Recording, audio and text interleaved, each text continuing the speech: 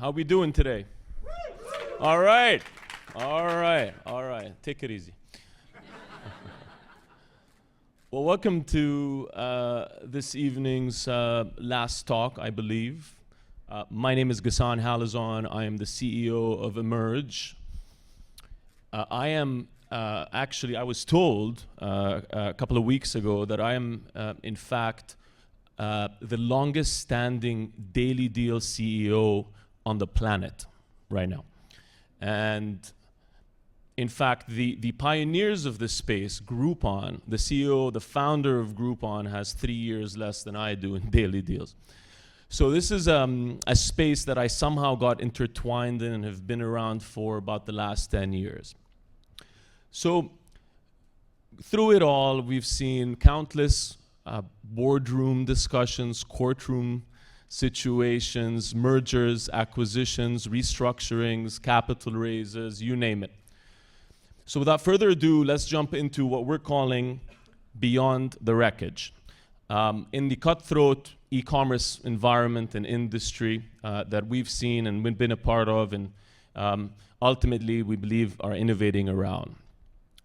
So it's been 10 years, as I said, but we're going to do all of that in 5 minutes. And it's obviously not an easy task, but at the same time, I think it kind of forces me to share with you what we think is, sort of the key message, or probably the single biggest learning of it all. And I share the sentiment of Mark from ChartSpot and others tonight. And it is very important to talk about, the tougher decisions and the tougher situations and how you utilize your resources and your experience and your mindset to get out of them and do better and do bigger. So let's jump straight into it.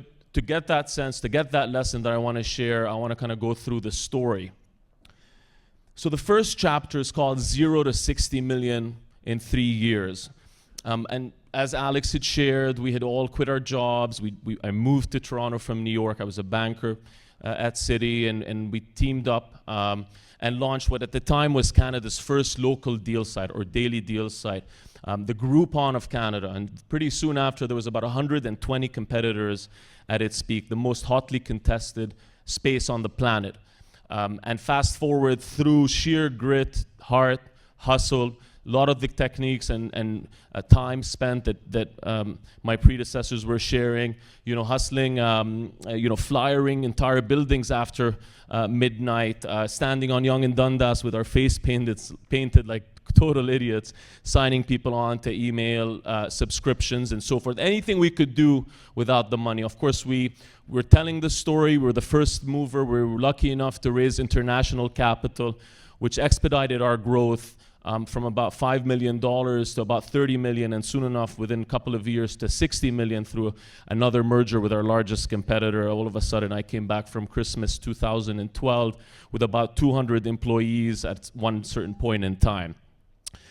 And so all of this was to say we were moving. We had raised the money on the premise that you run as fast as you can, in e-commerce at least.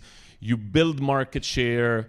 You get to the point where you're number one, your brand awareness is bigger, your merchant relationships are through the roof, and all of a sudden that in itself will give you the exit, or so the story was to be with sort of the investment crowd and community. And still today there's sort of that sentiment that being bigger for the sake of being bigger is the goal, and then one day you can talk about profitability and reverse engineer it in when you have the scale.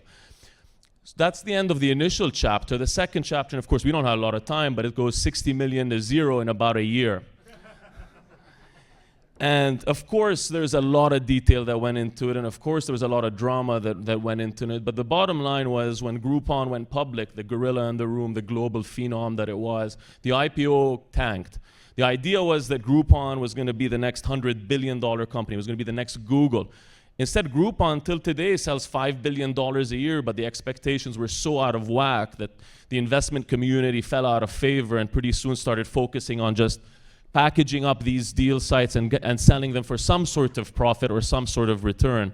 So we were caught in the middle, and ultimately, that notion that we would be number one in Canada, which we were, that was the mandate. We got to it, but unfortunately wasn't enough to get the exit, or at least to get us to a bigger level on a global basis. So we ran out of it. And that was really the point where I paused and said, well, if we did what we wanted to, we did, exceed and outcompete almost 120 deal sites, and yet we couldn't make money out of it. We couldn't make money because it was all about the top line. And so I said, well, who else is going through this type of wreckage? And so I started traveling the world and speaking to groups, both in Canada and all over the world. I remember I was on a panel once with Beyond the Wreckage, got it? Shop.ca, Shoes.com, Build Direct, and a whole host of e-commerce players that were dubbed to be the next face or the face of Canadian e-commerce.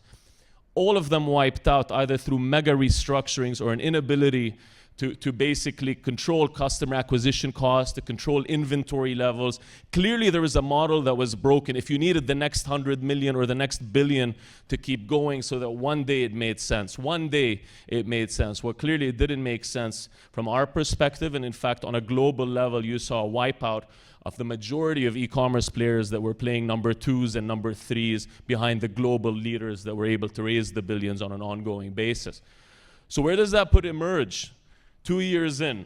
Emerge is 0 to who cares, right? So that is really the big lesson. We don't look at top line anymore. We look at sustainability, we look at profitability, we look at building from the ground up in a way that most don't. We think of customer acquisition backwards. We don't say we're going to buy customers for $50 or $100 and hope that they one day break even. We buy them and make sure they break even in 3 months.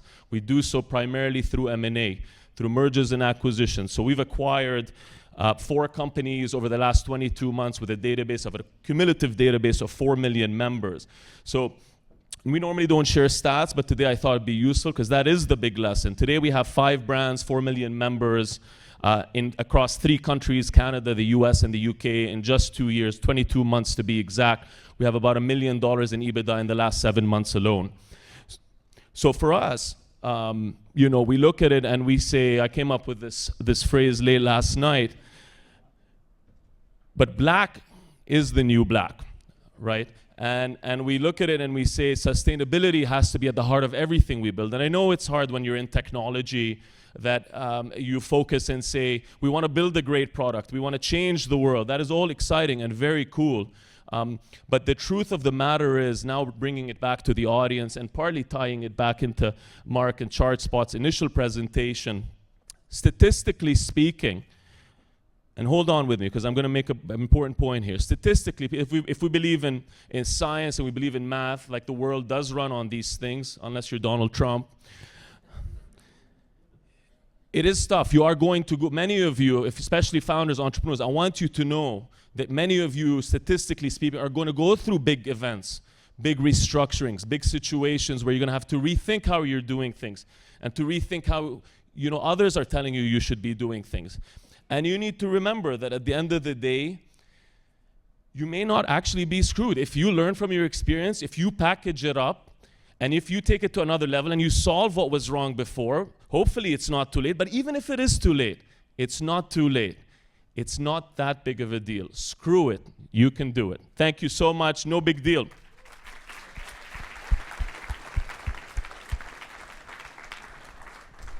Questions? I'll give you a softball one. What are the 4 companies you bought so far?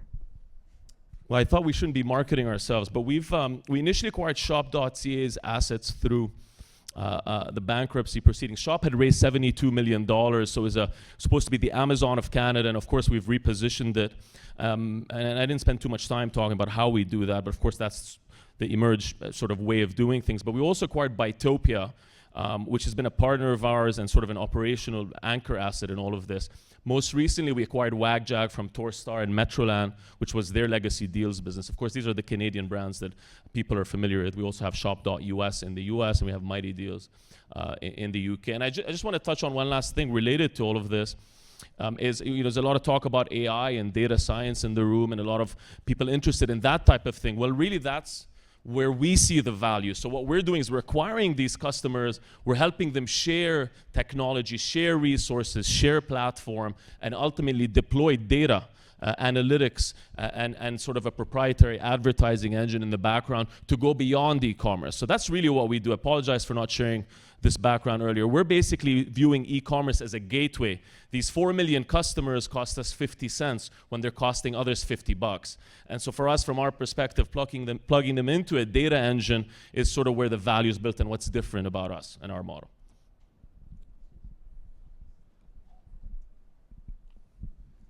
Hello, Ghassan. So you said you did things a little bit differently than the first time.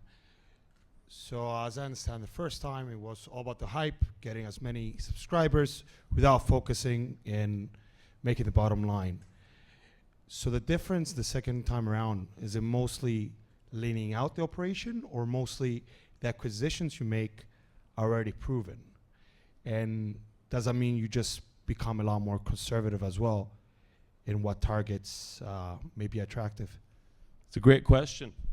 I guess the heart of our playbook we call acquire, integrate, and accelerate. So the first step, obviously, as I mentioned, is we acquire assets, we acquire customers very cost effectively compared to what others are acquiring through open markets like Facebook and Google. That's the first step. Then we integrate them onto a universal platform where we share technology for everybody. We share vendor costs. We share fraud prevention. We share office rent. We share all of these things that every single e-commerce company has to deal with. And we basically go 80% off these vendor costs on a cumulative basis. And the third part is what I just touched on in terms of accelerating the portfolio. Take these deal sites that have been around for 5 to 7 years. They've lacked investments in technology. They've lacked investments in data. And so we give them the power of the group and the power of the global data we're sitting on to strike deals and partnerships across the portfolio. Your second part of the question regarding how we acquire assets really revolves around this idea that we want brands and customer bases that are proven. We want them at very attractive prices, right? And we want to make sure that they behave in a certain way. Like in our case, we're all about deals and savings. So we don't want to buy a publishing or a news site mailing list. We want to buy exactly what we know, exactly what we understand. We can pretty much predict how they open, how they share, how they click, what they buy, what price points, how many times. We already have sort of a view on how we acquire these things. And so we're very disciplined with how we do so, but then more importantly, the benefit is in the acceleration. How do we put them together and give them some of the parts that's more interesting than themselves on their own, beyond cost savings? And a lot of that has to do with sort of the technology and the data side of things. One more question. So, yeah, I have one. So from what I see, probably your company's biggest competitive advantage is your knowledge of customers acquisition. With all the resources you've got and experience, but what will be like a single piece of advice you would give to like startups that have like limited resources and limited experience in terms of customers acquisition? It's very interesting. It was really hard doing that in 5 minutes. I mean, I have so many lessons and so many mistakes we've made that have gotten us to this point. It was like incredibly difficult. So I just wanted to say, hey, be sustainable, keep it lean, don't raise money unless you need to, deploy the money very carefully, only if you have to, measure it. There's so much around. To be honest with you, that million EBITDA isn't because we're of a certain scale only. It's because of how we're managed and how we multitask and how we hustle. I have our COO basically smiling at me now. He's multitasking right now. He's filming this. We don't have somebody in marketing just for filming me, right? So really that's the attitude, is that we can all do different things. When it comes to marketing specifically, I think measurement is the big one, right? Just measuring and really understanding what are your ROIs, what are your break-evens looking like? Do you have, if in e-commerce at least, are you set up, do you have cohort analysis where you understand these users are coming from that channel and they're behaving this way in month 1 and that way in month 2, therefore month 3 is not likely to be good? Cut it now. Don't wait 8 months to say, oh, we were busy. So the discipline of measurement, I think in the absence of enough resources, is the big key. Thank you.